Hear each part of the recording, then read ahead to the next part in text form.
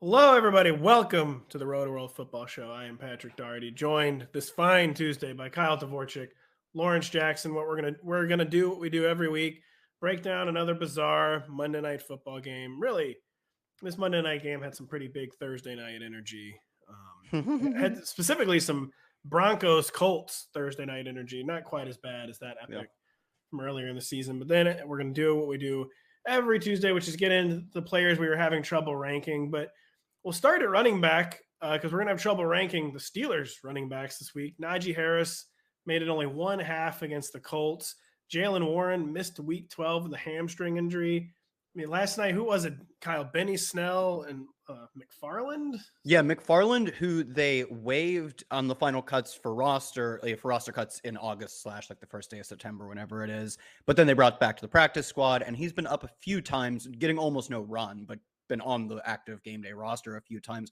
And strangely, having watched this game, I know that I don't know if Najee has looked banged up all year, but McFarland was actually the first running back not named Najee Harris to take the field for the Steelers. But it looked like, sort of simplifying this, that he was playing the Jaylen Warren role with Jaylen Warren out, and his skill set kind of matches up with that, at least like his hypothetical skill set that he came out of college with. Hasn't really shown a ton of that, but it looks like he was playing the Warren role. Then once Najee went down, Benny Snell played the Najee role, and ironically, his bang between the tackles for 3.2 yards per carry skill set is the same one Najee has, except he looked far more explosive last night. Man, don't put Najee on blast like that. It was worth mentioning. Jaylen Warren was questionable, supposedly, for Monday Night Football before not playing, suggesting he's close to a return. Lawrence, they get the Falcons this week. The Falcons, as we know, they love to give up fantasy points. I think they're like top 6 or 7 against running backs. If Najee Harris sits, if Jaylen Warren plays, are we looking at a top 20 option at running back? That'll be tough because of some of the reasons that Kyle just mentioned. You just see the names that he mentioned alone. That's way too many names to feel confident about any one of them coming back. Now, if Najee somehow musters up the energy and brute strength to come back, then I have him as a top 15 running back, right at 15, which is the best I think any of us have ever ranked him in a long while, because they're going against Atlanta. But if Jaylen Warren was questionable coming into week 12, you saw Benny Snell. He had effective runs as well. He got in the end zone. Then there was McFarland, who was, like Kyle said, he was the guy playing behind Najee Harris. It's a lot going on there. You just know that because it's the Falcons, somebody gonna score. I don't know if one guy, or we don't know which one guy can be that potential top 20 play, not this early in the week at least. Kyle makes an important distinction. Jaylen Warren was called questionable by Mike Tomlin earlier in the week. Then he was actually ruled out. He never actually got the Q tag. Yeah, he was ruled out hypothetically on Friday, like most players are, though, because it was Monday night, it was Saturday, but it was the typical not practicing. I think he might have actually been limited in practice, maybe. But either way, he was ruled out, as teams do on their final day of official practices. But I mean, I think it still matters somewhat that Tomlin was holding out hope early in the week. Yeah, but it might seem like we're splitting hairs there, but yeah, it is an important. If he had gotten the actual Q tag, that would have suggested he was pretty close to playing. Being called questionable. Also, he didn't get in a single rep last week. That's not great. Then it makes the Tomlin questionable sound more like optimism than any real shot. That's like when Joe Burrow was like, Jamar Chase gonna play, and then he didn't play. Come on, man. Don't do this to us. You knew he wasn't gonna play. But Jamar Chase is gonna play this week, right? I mean, Jamar Chase was going to play last week. I assume he is. Yeah, but I'll do Chiefs. I'll do one of my favorite bits. You see this beautiful office? If you want me to still have this office, Jamar Chase needs to play this week. You can't lose any more money. I could use some Chase this week, man. Could really, really use some Chase. Could we use anything at all in the Colts passing game? Even Troy Aikman's actually gotten grouchier as he's aged. He used to be Mr. Positive. Now he's fairly grouchy. He called the Colts passing attack dreadful, which is pretty surprising to hear on air from any of the major announcers. They don't want to be super negative. They want us to be interested in the game. But Troy Aikman knows that we have eyes, and there was nothing else to call the Colts passing attack. Just truly, truly dreadful against the Steelers. Michael Pittman is still a wide receiver 2 by average points on the season. He's having trouble cracking the top 30 over the past 5 weeks, though. Has only 1 touchdown since week 1. There's just not enough upside in this offense, especially with buys about to end, to keep treating Michael Pittman as a top 24 receiver. I mean, Pittman hasn't been terrible since the return of Matt Ryan in the 3 games he's played. We've seen at least 50 yards, which isn't a great mark, but a lot of players are banged up. A lot of players have been disappointing. I think it's at least worth noting. At least 7 catches for 50 yards, at least 6 catches for 50 yards in all 3 of Ryan's 3 games back. 1 touchdown over that span. That's like wide receiver 2-ish numbers without putting a blow-up game in there. Now, like obviously a blow-up game under the cold circumstances is much less likely, but he's still dominating targets. He's still catching a lot of his passes. They're not like prayer yard style targets from a quarterback whose air yards are truly the prayer style. So I'm probably still ranking him top 20. I am definitely still ranking him top 24, frankly. It's not even a discussion for me. But when you're so ceiling capped by playing for this totally dreadful, that is correct, a dreadful offense. Shouts to Troy.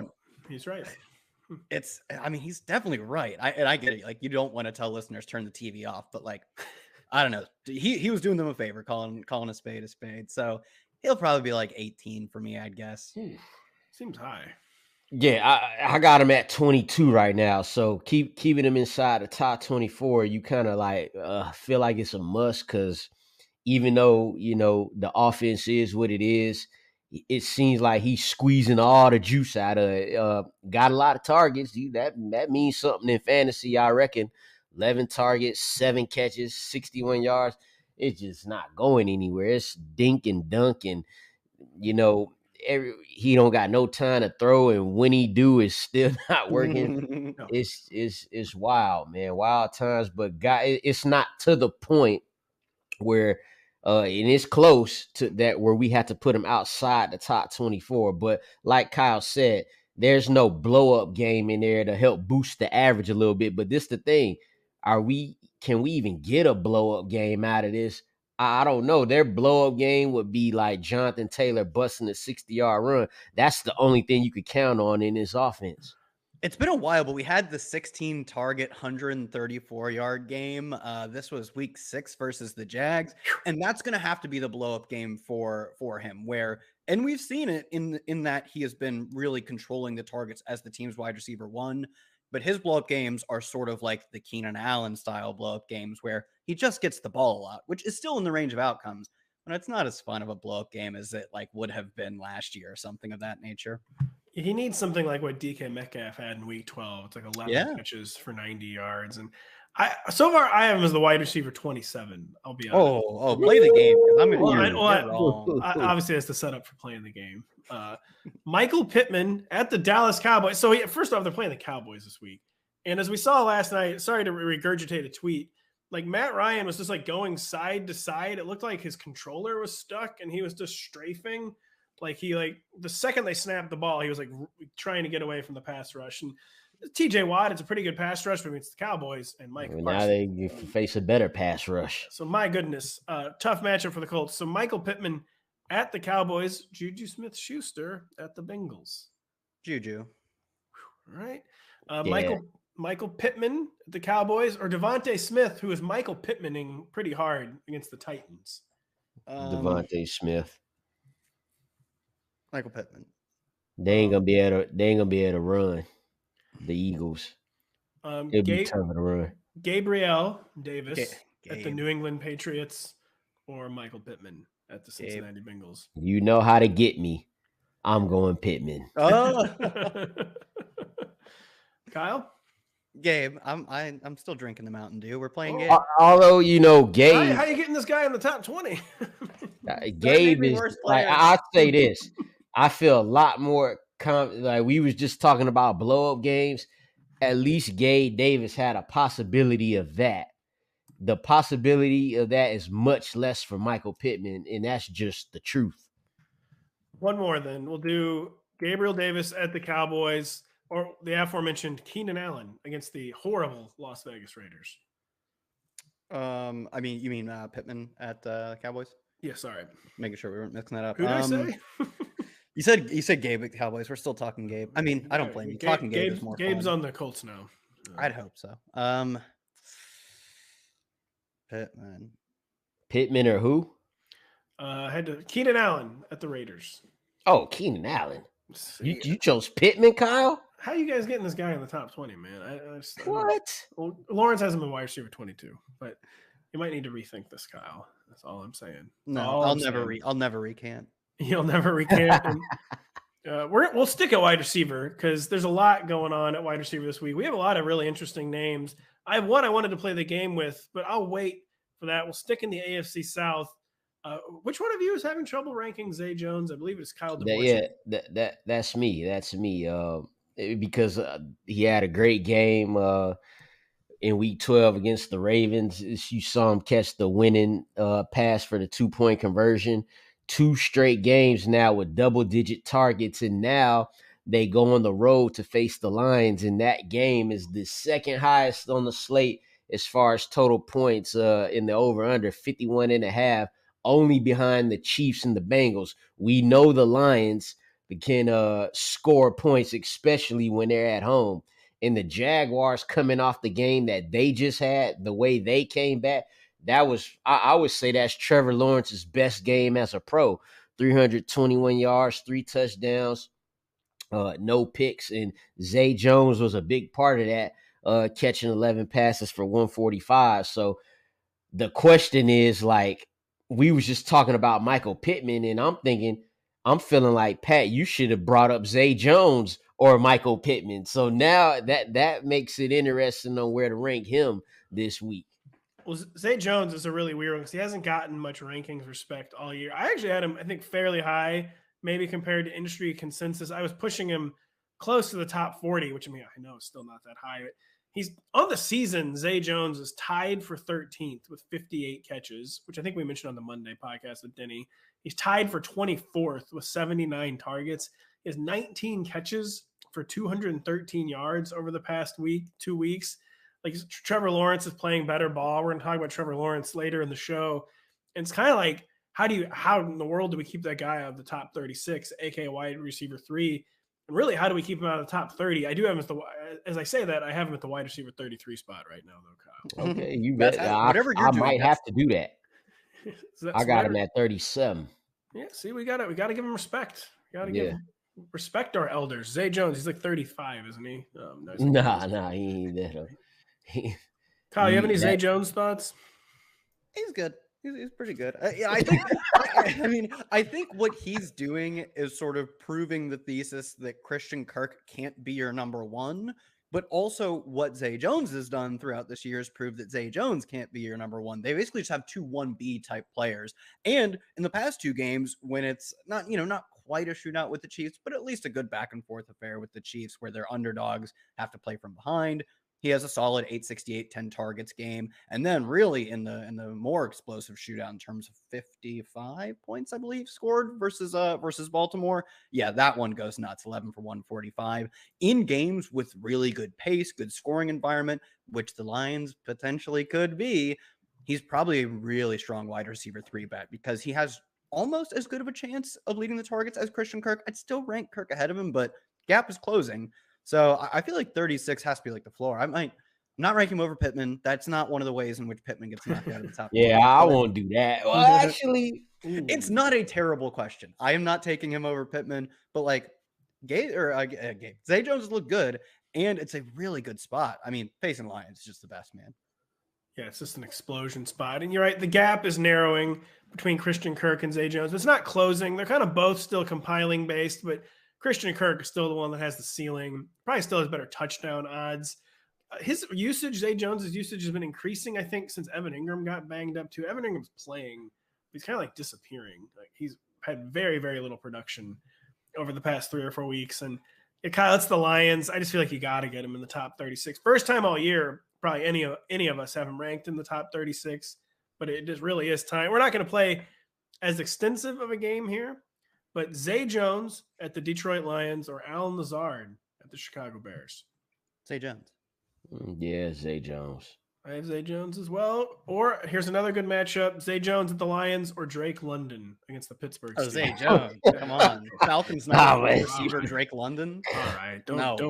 don't boo. Yeah, if you ask me this in week 2, and we got a different answer. Man, I wasn't expecting to get shouted down on Drake London. Man, the Falcons are depressing. Zay Jones at the Lions, Jacoby Myers, the Buffalo Bills. Zay Jones for me, man. I think Zay Jones. Here's a really weird one. I want it to be done. Zay, Darius Slayton against the Commanders. Now we're talking. Zay, but I do like Slayton. I really do like Slayton, but it's such a good looking spot. Yeah. As you asking it now, I feel like Zay, but I know for a fact I have Slayton like 2 spots ahead of him. Darius Slayton is kind of Zay Jonesing, where commanding a lot of volumes, pushing his way up the ranks. Unlike Zay, it's not like so Zay has target competition, which is kind of making it even more impressive for Zay Jones. Darius Slayton doesn't have target. So rarely, I feel like these dots actually connect. Like, well, they have no one to throw to, so they got to throw to X. That is what's happening with Darius Slayton, and it's. I mean, it only took them losing their first 9 receivers to get Darius Slayton, who's like a legit good ball player. And he's been the one who's been the best and most consistent. Yeah, I've never have had any idea why the Giants don't like him more. I have no clue why some team just like wouldn't trade a 4th round pick for him last offseason. I was stumping for that on Twitter. I just thought he was a good player, just buried for no reason. And thankfully for the Giants' sake, they kept him around, and now he's producing. So I misattributed Zay Jones to Kyle Dvorchak at first. Kyle, who are you having trouble ranking a wide receiver for Week 13?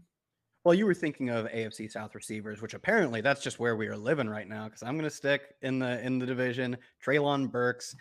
It's more of how high do I want to push him? Because I was very excited for him as a prospect. He was efficient to start the year, but wasn't playing the full-time role, gets banged up. Now he's come back, and I mean, he has been truly elite since coming back. He's 12th in yards per route run over the past 3 games. He's got I think it's a 21% target share, a 30% air yard share. He's playing like a wide receiver 1. He's efficient. He's still not getting all of the snaps, all of the routes, but we're pushing towards that. And that's what we were pushing towards right before the foot injury, too. He's efficient. His role is growing. Like I get it's the Titans offense, not our favorite to attack to the pass, but also I saw like it's obviously like a low IQ comparison to make, but he kind of looked a little AJ Brown in the last week, and that's what this offense needs. They don't need the target hog 15 targets per game, DeAndre Hopkins type. They just need someone who can make the Ryan Tannehill gimmick play action stuff work. Let Ryan Tannehill throw 20 times a game, but let 9 of those be just bombs. Because they did that really well with A.J. Brown. He wasn't, the most used receiver in the league, but he was incredibly valuable to the offense. And if Burks can just replace that little bit of it, where you can just heave it to a guy on play action, one-on-one coverage deep, and that guy has a chance of winning, that's how this offense was designed to work, and that's how it was working a year or 2 ago. So I'm a little excited for this Treylon Burks fella. And Lawrence, for you, just to Kyle's point, he has a 50-plus yard catch each of the past 2 weeks, Treylon Burks. So it's kind of goosed the yardage total, but also the kind of player he should be. And as Kyle points out, that's the way the Titans want to play offense. They want to lull you to sleep at the run and hit a big play action bomb deep. Lawrence, how are you feeling about Treylon for Week 13? If you want to make that sound a little bit better, you could say 3 catches of at least 40 yards in the past 2 weeks. Yes. There you go. I did not know that. They also ran the perfect play, kind of a new 2022 hook and ladder where they let Derrick Henry run all the way to the goal line. And he drop it and Treylon. Like, it was a perfect play set. So everyone who started Treylon Burks, you got those 4 catches, 70 yards, and that touchdown on that perfectly designed play. But it, like you said, Kyle, he has to be that guy in the offense. And since he's come back from injury, he has been given that opportunity to do so. So I think the only thing that makes it questionable where to rank him is how often can they get that off. You know what I'm saying? Like, it got to a point where AJ Brown, you felt comfortable starting him every week because you knew he was that efficient and that valuable to he was making most of the opportunities. Once Treylon Burks starts to do that, then we won't have a question of where we rank him because he'll be the top, 15 receiver that they want him to be. So he has at least 6 targets all 3 games since returning. He's cleared 70 yards each of the past 2 weeks. Things are really trending up for Treylon Burks. And by the way, what was the better touchdown? Treylon Burks kind of like jumping on the landmine in the end zone, or Sam Darnold barrel rolling? The barrel roll was so good. Barrel roll is iconic. It was an elite meme. It really I'm going to go Treylon Burks because I started him and needed that dearly. True. Man. Like I came immediately to Twitter to see if that counted. Not my fantasy app, Twitter, to find out if that was a touchdown. Shouts to Elon Musk. Please don't ruin our beloved Twitter. By the way, Treylon Burks, Alan Lazard at the Bears. Oh, Burks. Okay. Hell yeah. I would go Burks. Playing into some themes we're going to talk about a little later in the show. Treylon Burks or Donovan Peoples-Jones with a returning Deshaun Watson against the Houston Texans. Burks. Give me the alphas all day. Burks is that dude. He's got that him. Although, yeah. I'm not taking these number 2 receivers out here. Listen, Donovan, who you think a better number 2 receiver, Donovan Peoples-Jones or Gabe Davis? Oh, come on, man. I don't know. If you search Gabe Davis in the NBC Slack, you will find some slander from myself, who drafted a ton of Gabe. I took so much of him. But like the thesis of him being the second receiver for Josh Allen has exactly played out, and nothing more has played out. That's what's been happening. So Gabe DPJ is a more consistent number 2. Let's put it that way. I love DPJ. But like DPJ. Producer Adam's telling us to imagine if DPJ was on the Bills, but Adam, this is real life. Ooh. Gabe's on the Bills, and Gabe is amazing. We can never question Gabe. Don't question. Look, I still play Gabe every week. I still say you should be playing him. The more I watch him, I think like this guy really plays with Josh Allen, doesn't he? Yeah, Gabe, humiliating me around my family on Thanksgiving. By the way, tough scene. Well. Nevertheless, Wouldn't be the first Thanksgiving. Real quick, Zay Jones against the Lions, Treylon Burks against the Eagles. Treylon. Oh, Lawrence, you checking your rankings to see which one you have? Yeah, I am. Give me Treylon Burks. There we go. Trey. I gotta see. It was early when I did these. My eyes was very low. I might have to do some revising here. Well, it is funny when we like convince each other that we need to change our rankings live on the air. I've done that a few times over the past 2 weeks. All of these dudes is right there with Gabe Davis leading that pack for me at 29. I hate to break the AFC South monopoly, but we're going to head to the NFC North. We're going to have quarterback questions for the Green Bay Packers this week. We don't have matchup questions. It's the Chicago Bears. And we do not have production questions with this player, Christian Watson. He's the wide receiver 2 over the past 3 weeks by average points, hitting a touchdown almost every week, basically living up to his pre-draft. Living up to his pre-draft billing of a guy who might be a little volatile, but it's going to have a lot of booms along with his busts. And it's been boom. Business has been booming basically every week. Now we have the matchup. We don't know about the quarterback, though. Aaron Rodgers is the thumb. Now he's the ribs. Where in the world are we ranking Christian? Is it time to get Christian Watson in the top 24? Let's begin there. Pretty sure I had him there last week. I think I did. Maybe. I don't know. It was a long Don't check me on this. It was a long time ago. But is he a set and forget wide receiver 2 with bye weeks ending? Kyle, come on, off the top of your dome, tell us. Yeah, for sure. I mean, not only like obviously the touchdowns are going to regress, right? You can't score. He has 6 touchdowns in the past 3 weeks, 2 games, multiple touchdowns. Like that won't stand. But the things that will stand are he's been elite in yards per route run. He's second since the past 3 weeks. He's also had a role that would make sense for a touchdown scoring player. He's 5th in total air yards the past 3 weeks, 2nd in the NFL in end zone targets. They're getting him long looks. They're getting him looks that will result in scoring because they're throwing to him in the paint. Yeah, I don't think he's going to be the wide receiver 2 from here on out, right? But do I think he can be the wide receiver 21 on this elite level of volume? Definitely, with the only exception being this Jordan Love situation is a little suspect. I know Love got him the long touchdown, but I don't think it'll work out as well going forward with Love. But putting that aside, I think his role is that of like a true top 20 receiver. Yeah, I think for this particular game, I think the business keeps on booming, Pat. He'll get another touchdown against the Bears. And for this game, it'll be regardless of who's at quarterback. Playing against the Bears is a good time to get your feet wet and have a good game. Ask Mike White about that. So in the way Jordan Love looked against the Eagles, I feel real good about it's him or Aaron Rodgers. Definitely Aaron Rodgers will light these dudes up. But I think Jordan Love could come in and have a decent game against them too. So yeah, man, keep the Christian Watson touchdown train rolling. It is tough to rank him because if he don't get the touchdown, it's not like he had 10 targets in the game or nothing like that. That's what kind of pulls us all back from just completely being like Christian Watson is the best receiver in the league right now. Well, I mean, I feel like you might be the best receiver in the league if you have 6 touchdowns on your past 12 catches. That is hard to argue. And that can't regress. That just doesn't happen. You're just that good. I do think Aaron Rodgers. I think Aaron Rodgers is going to be out there at quarterback this week, but he's going to be like spitting out teeth like chiclets or something. Like he seems like he's really down bad. He's really laboring. Like he was pausing to take a breath after every snap after he injured his ribs last week.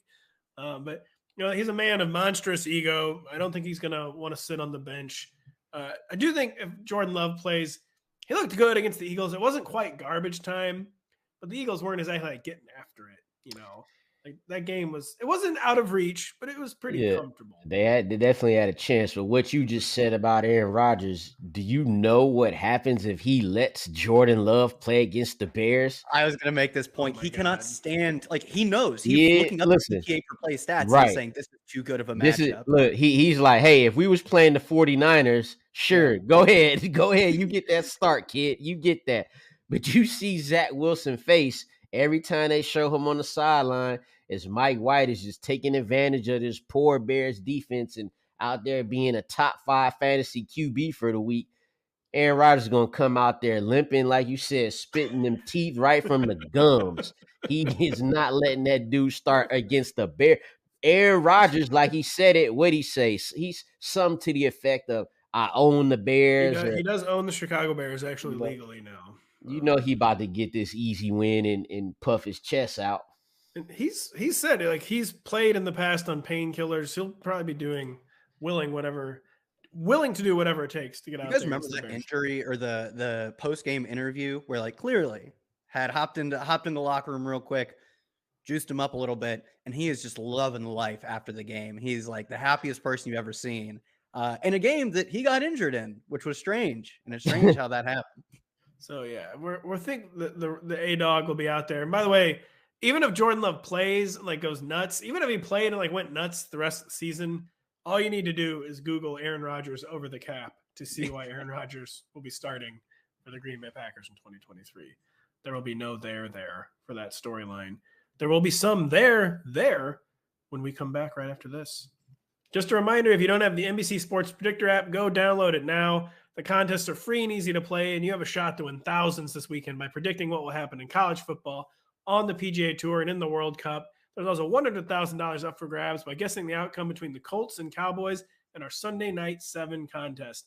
And don't forget, download the Rotoworld app to receive breaking player news all season long. Stay ahead of the competition by favoriting players on your roster. Get the latest injury updates, player news, and much more delivered right to your phone. It's available in your app store today. I did the promo reads before we could do the game with Christian Watson, but we probably don't need to do the game with Christian. I mean, Christian Watson or Brandon Ayuk. Let's just Christian Watson against the Bears, Brandon Ayuk against the Dolphins. Watson. Yeah, I go Watson. Oof, man, you answer that really fast. Dude, he's scoring all the touchdowns. Of course we're going to pick Christian Watson. Hey, Brandon Ayuk, 2 catches, 20 yards, 2 touchdowns last game. Yeah, he's on the Christian Watson. Or not last game. It was against the Cardinals. It was 2 weeks ago, but same difference. Yeah. Well, no, not same difference. Christian Watson doesn't take weeks off, baby. So he don't take weeks off scoring, huh? It's a real good point. Man, we're not going to talk about it, but it's a weird week at receiver. At 11 to 20, it's like the Amari. I don't know where to rank. I don't know who to basically make like the wide receiver 11. It's between like Amari Cooper, Chris Olave, Chris Godwin, McLaurin, Debo, Lockett, DK Metcalf, Garrett Wilson, Mike Evans. It's a real jumble. The way you read them off, I assume you read them off in the order you have them. Pretty much, yeah. I thought the top made sense, like Olave and someone else is up in there. I put Godwin ahead of Evans this week. That's fine. Evans is looking like he's I've hurting. been doing that the past 10 years. No, I'm just he looks like you had DK Metcalf. I'd like to. He's not on the show sheet, but I'd like to pick a bone with this. I have as the wide receiver 19. What's the bone? You had him behind Lockett, didn't you? Yeah. This is absurd. He has like 15 more targets over the past 3 or 4 weeks. He does, but he's so much less efficient than Tyler Lockett is. No, we are fading that. Look at him. Google him right now. I don't know if you've seen this, but Google him, maybe add shirtless at the end of it, and tell me that guy won't be efficient going forward. I'm just not buying this. I also think he's been banged up. What was it? Was his knee? Like he exploded his knee, and then he missed like 4 days. I know, that was hilarious. He had like no business playing. They were like, his season might be over, and then he came back and had a good game after that. And he had like 15 targets last week. He had ACL surgery and came back in 5 days. He does have that dog in him. No one can accuse DK Metcalf of not having that dog in him. Kyle, this was an initial go through the rank. I guess maybe once I get everyone's game logs pulled up, once I get everyone's advanced stats pulled up, maybe I'll have to make the switch to Mr. DK Metcalf ahead of Tyler Lockett. But we're not here to talk about the wide receiver past. We're here to talk about the running back present. Lawrence, who are you having trouble ranking at running back this week? Miles Sanders.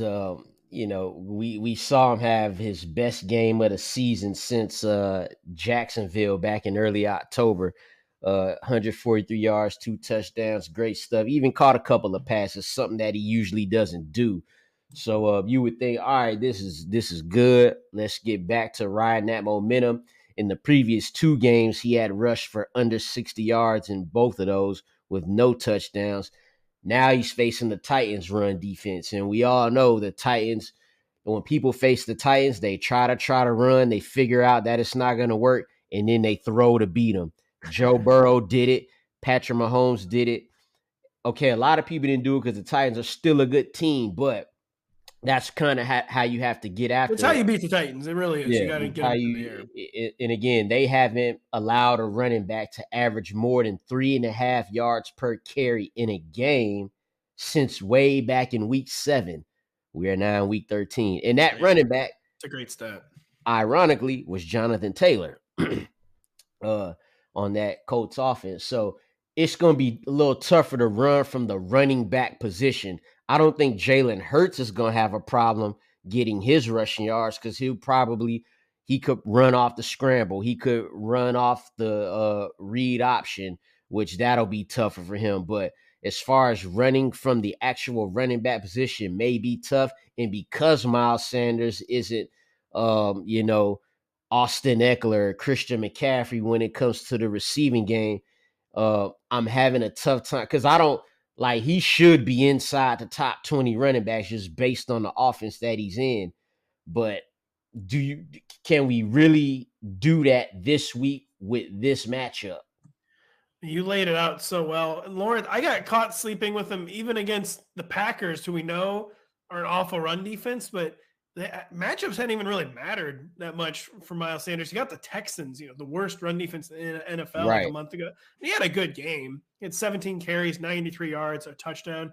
That's a really good game. But the Texans are the kind of team, if you're like a great running back, you go over 100 yards. And he hadn't been over 100 yards since week 4. He hadn't done it only one time all year. He doesn't have the volume. He had only received 20 carries one time all year. So I felt kind of embarrassed with my Miles Sanders ranking after the fact because it did make a lot of sense that they just punished them on the ground. But you laid out the reasons why you can kind of get caught sleeping with someone like Miles Sanders. And then you laid out the reasons why you might not want to point chase with them this week because it's going to be a really, really tough matchup. Break the tie. Where are we putting Miles Sanders for week 13? I still think he's a top 20 running back. I think this is still an elite offense. He's a 3.5 point favorite. I think this is one of the more boom busty spots for him, whereas, well, like you said, it hasn't really been as much defense dependent. It's really just if he finds the end zone, right? And he's not the number 1 end zone running back on his team. That's Jalen Hurts. So I definitely think it's like a fragile spot, but that's kind of the nature of the running back position. The guys who are not fragile are ranked inside the top 12. So I'll probably still have him there because he plays for one of the best offenses, but I totally acknowledge the fact that a 13 for 70-yard, 1 catch, no touchdowns performance, that could happen. And you're looking at eight PPR points right there. Well, all right, we gotta not to bore the listeners, but we gotta play the game. I mean, we gotta play the game. Miles Sanders against the Tennessee Titans or Jeff Wilson in a revenge game against the San Francisco 49ers. Jeff. I'll go Jeff. I actually got Jeff ranked right ahead of Miles Sanders. I do too. One spot. Jamal Williams against the Jacksonville Jaguars. This game with a total over 50, or Miles Sanders against the Tennessee Titans. Give me Mr. Touchdown. Me too, I think. Mr. Tutter Tutties. So many. He might have 33 yards, but it's gonna be 2 touchdowns. Final one. Now I might be revealing a shocking ranking that I have. Miles Sanders against the Tennessee Titans or Alvin Kamara against the Tampa Bay Buccaneers. Kamara. I still take Kamara there. Man, I have him ahead of Jeff Wilson by 1 spot. I don't know what to do with Kamara. But he's lower. Like, I got Kamara ranked lower than I ever had him ranked. Kamara's 4-week high for rushing yards is 42. His 4-week high for receiving yards is 47. Ugh, man, he doesn't have a touchdown in over a month. What the heck? I didn't even. Yeah, I mean his 6-week high in rushing yards is 62. Yeah, it is. Oh man, I mean, free Jameis. That's all I can say. Free Jameis. I don't know that actually further imprisons Alvin, but we got to free Jameis, folks. We have to. Yeah, definitely further imprisons Alvin, but maybe it's better for the offense. Yeah, I'd rather see the offense get better because then that'll give him better opportunities. Like he's got the stats are like, I mean, is it They're really bad. going to get much worse? Over 4 weeks, he's averaging 4 catches and 33 yards receiving. Might as well we want 7 and 60 when it comes to Alvin Kamara. Yeah. The thesis of fading Jameis for Alvin Kamara's sake is that it'll be worse for his receiving stats. Dude, they can't get that much worse. Right. So you're right. Like any Mike Davis could come out here and get 33 receiving yards. Yeah. Oh my Lord. Oh my goodness gracious. Kyle, who are we having trouble ranking for week 13 and running back? Brian Robinson. We saw this team. They clearly want to make Brian Robinson a thing. 2 weeks ago, they finally, I thought, were going away from the Brian Robinson experiment, going with Antonio Gibson. Last week goes right back to Robinson, and they were paid off for this. I'll call it persistence, though. I had used a different word to describe them really trying to get Brian Robinson going. But he had 18 over 100, and has been the case. He's been getting some work as a pass catcher, which, again, I don't understand the persistence on using clearly 2-down back Brian Robinson in the receiving game. Once again, they're paid off. They got a receiving touchdown out of Brian Robinson. So I'm assuming, having been proven right, at least on that 1 week sample with Robinson, they're going to continue to try and ride him. They got to believe the Giants this week. And the Giants they're not just a great defense in general. They're below average, both pass and run EPA. They're a pretty bad run defense. But yeah, they're bad. By they're advanced bad or conventional. Exactly. I think they allow over 5 yards per carry. Yeah, and they're above average in a good way for running backs in running back points allowed in terms of fantasy points. So if they're going to get some sort of efficiency from Robinson, that will be all they need to fire him up again this week, which, I want to see more of Antonio Gibson, but if it works out for Robinson, that's also pretty awesome. So I think is he top 24? It's tough because I just feel like they're kind of making it up as they go along. I got him basically right on the RB 2-3 border. I actually am a little lower. I have him right now as the RB 29. I think that's one that needs to get higher because the Giants allow 5.2 yards per carry. They're very bad on EPA per rush. So advanced and conventional metrics are kind of in alignment. I mean, Brian Robinson, here's who I have ahead of him. Gus Edwards. I'd take him over Gus. Yeah, I think I would too. That's a bad rank. DeAndre Swift. I'd take him over DeAndre Swift 100 times. Cordero Patterson. I think I'd take him over CPAP, but that's close. Then Latavius Murray. I probably need him ahead of Latavius Murray. Yeah. That's the first one for me. All the other ones, I'd have taken them over Brian Robinson. Oh, wow. All right. So give us your Brian Robinson spiel, Lawrence, because I swear they're just making it up as they go along. Yeah, man, it's hard. Right now, I got Gibson at 27 and Brian Robinson at 32. Why that could easily be flipped and stretched out to top 20 running back status. But you can't ignore, like Kyle said, they really been trying to make him the dude since they drafted him. You know, even before he got shot, he was ready to take over the spot. Then that happened. Then he came back. Don't get shot if you're about to take over the running back spot. Right. Man. And even and then he caught a touchdown pass. That's his first catch since preschool. And he took it into the end zone. You know? So man, I don't know. Like that maybe man. Now that he's become a classic. I'm playing him every wrong week. That's what it is. That's what, because I liked him more than Gibson against the Texans. How did this dude get 15 carries against the Texans? Like, what's going on here? That's the week before he had 26. Yeah, exactly. Against the Eagles. Yeah, so that's exactly what you said. We starting him the wrong week, and I'm just going off that pattern, and this might be the wrong week because last week was such a great week. But it's neither here nor there. The Giants are, they okay defense, not the best run defense, but again, which running back is really gonna go off from this? They just ride the hot hand, man. I did move him ahead of Gus. I'm moving Latavius down as we speak right now. I had Latavius way too high. I did have Brian Robinson ahead of Gus by a couple spots. It didn't make any sense that I had Gus ahead of him. That was kind of like an initial oversight, but I do think he should be ranked ahead of Antonio Gibson. It is a good matchup. Yeah, they cough up a lot of rushing yards, but man, I want some sort of pattern to emerge in the Commanders' backfield. So, who am I having trouble ranking here? Oh, Dameon Pierce. He has 15 carries for 16 yards over the past 2 weeks. He had been taking the league by storm. Now, being on the Texans has caught up with him. Kyle, you told me basically upon fear of death that I needed to have him outside the top 20. Dameon Pierce. What are the reasons why? He plays for the Texans. How is this not more obvious?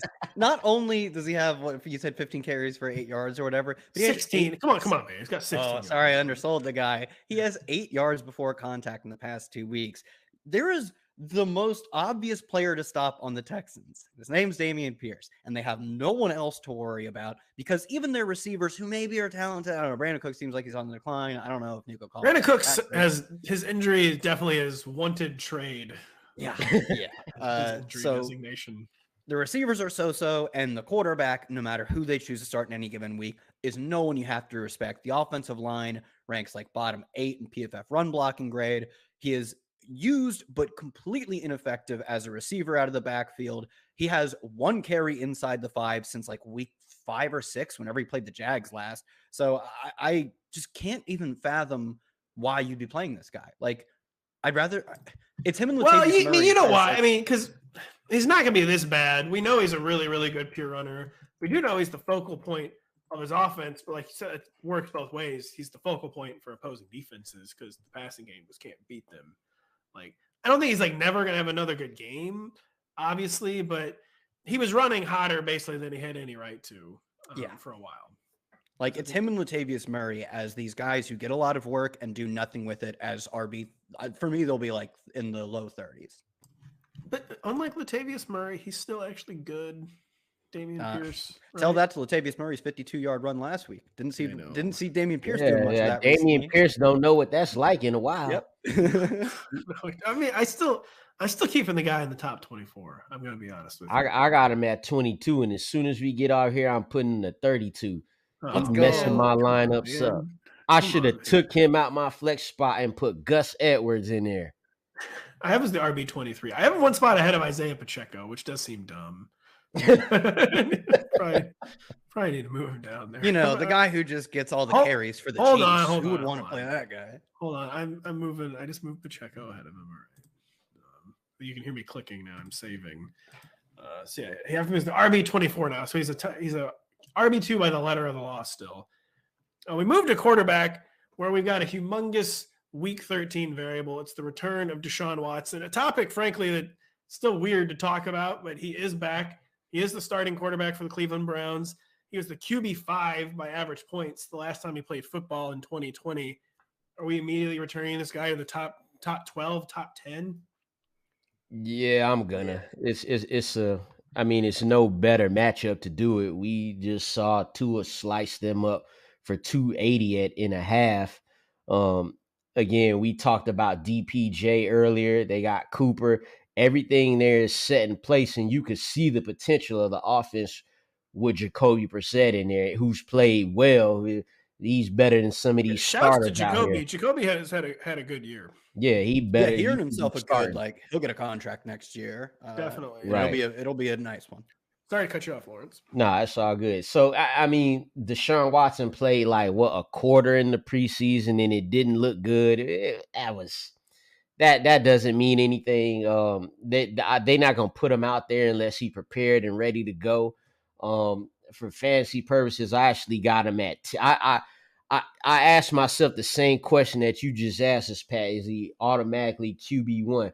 I probably wouldn't have done that, but it's the Texans in Houston. No, I don't know how you put it. No better layout or something like that. But I got him at quarterback 10 right now. So you putting him with all these weapons, the top 2 or 3 running back, Nick Chubb. So that's where I got it right now.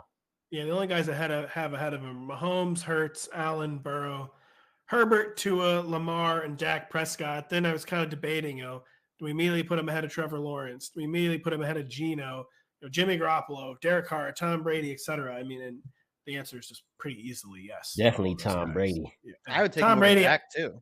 You had Dak ahead of him, you said? I do, because I mean, he hasn't played football in 2 years. It's a really, Has really Dak played weird. football in 2 years? I don't remember seeing it. Yeah, got him. Dang. Come on. I did finally fade Tom Brady. Whereas like Deontay Johnson, I'm done waiting for the regression. He's regressed to 2 touchdowns a week. Congratulations. Thank you, Tom. Thanks a lot, man. Really, really great. Really, really appreciate it in my Superflex league where I was forced to draft you and you're just ruining my life. Really, really love it. But yeah, I mean, and again, it's weird. Like none of us feel good talking about Deshaun Watson. It's weird. You're not going to feel great playing him in fantasy. It's just a strange situation. Yeah, But producer Adam points out the total on this Browns-Texan game already up 2.5 points, and that's almost off the rip. Like, we're getting these lines Sunday night or whatever. So it looks like a pretty good spot for points. Obviously, that's going to come from Cleveland. The only out to really failing is if they run the ball a ton against the Texans, which is entirely possible. But that's like a gamble I'm willing to take because Jacoby Brissett has looked pretty good. And otherwise in his career, like, I'm not saying he hasn't earned his, the contract he's about to get, but clearly this offense has been useful to him. And he's 10th in EPA per dropback. I think Watson will kind of blow that out of the water. He has good receiving talent. He's even got good tight end talent and a strong line. I'd put him over Dak by a country mile. You mentioned him not playing in 2 years. That's why I feel like, they could get ahead and run, but they won't warm that arm up. Probably have like 160 yards. They gonna want to warm that arm up. They just gonna gonna let it rip. He gonna throw it 68 times, Boy, and DPJ gonna catch all of them. So you're taking the over on 67 and a half attempts. That's I like it. He might throw more It'll times be in this interesting game, to see how it go. He might throw more times in this game than Dak will over the next 3 weeks. Like they've just completely shut down the passing game. Like they're a below average pass rate over expected or average. They've been a 0 one time this year. Every other one below average. And they get like 3 straight losing teams coming up. So real quickly, Trevor Lawrence, I'm seeing every week QB1 at this point. He is a QB1 by average points. He's somehow the QB11 by average points. Has a smash spot this week in the Lions. So I guess he's a QB1. I mean, is there even any question that Trevor Lawrence is a QB1 this week, basically? Coming off, his best overall game of the year. Yeah, this week, the Lions. Feels kind of point chasey, but I think, all these dots connect. You're fine to chase points when you're going into Detroit. Like, that is a spot to continue riding this wave. I don't think I'll have him ranked every single week going forward as a QB1, but this week it's a no doubter. Yeah, I think what a weird year for Trevor Lawrence, because some weeks he's almost like Zach Wilsoning, and then other weeks he's like Clemsoning. I'm like, all right. And I think basically where I kind of like the corny line I used in my article was some variation of, I'm not really sure if he's arrived yet, but it's become pretty clear like he's not going away. Like, and he would never go and do that. They just not a great. Well, obviously they're not a great team yet. But he getting there. He definitely getting there. And we're getting there to the end of the show. We're not going to talk about tight ends this week. And it's not because I'm rushing out of here to watch Team USA play soccer. Me neither. Also, for the record, HR, I'm not skipping out in the final minutes. Nothing to do with that. And it's also because we couldn't think of any tight ends to talk about. I mean, Tyler Higbee, whatever. David Njoku, hopefully back the top 8 at tight end this week after proving his health. But, yeah, we really hope by the time you're listening to this, Team USA has advanced to the knockout stages of the 2022 World Cup. We hope that you're still fighting for a playoff spot or maybe getting your roster ready for the playoffs. We thank you so much for listening. Thank you so much for reading all the stuff we have coming up on the site this week. Kyle's 32 stats, Lawrence's Flex Finder, my rankings. Sorry, I always call it your Flex Finder. Is that even what it's called? Yeah. Oh, good. I think. All right, awesome. So I just copy and paste the title from last week, change the week. So I don't know what it's called. So check out all that stuff. Keep listening. We'll be back with the Week 13 preview podcast later this week. For Lawrence Jackson, for Kyle Dvorchak, I'm Patrick Daugherty. We'll catch you later. Hey, it's Matthew Berry from NBC Sports and Rotoworld.com. Just want to thank you so much for watching what you just watched, or at least being too lazy to click out of it after the autoplay just kept it going. So either way, thank you so much for just letting it scroll by your screen. And now I'd like to ask you respectfully, okay? Respectfully, please subscribe to the NFL on NBC YouTube channel for the latest NFL news, fantasy headlines from Rotoworld, and betting analysis from NBC Sports Edge.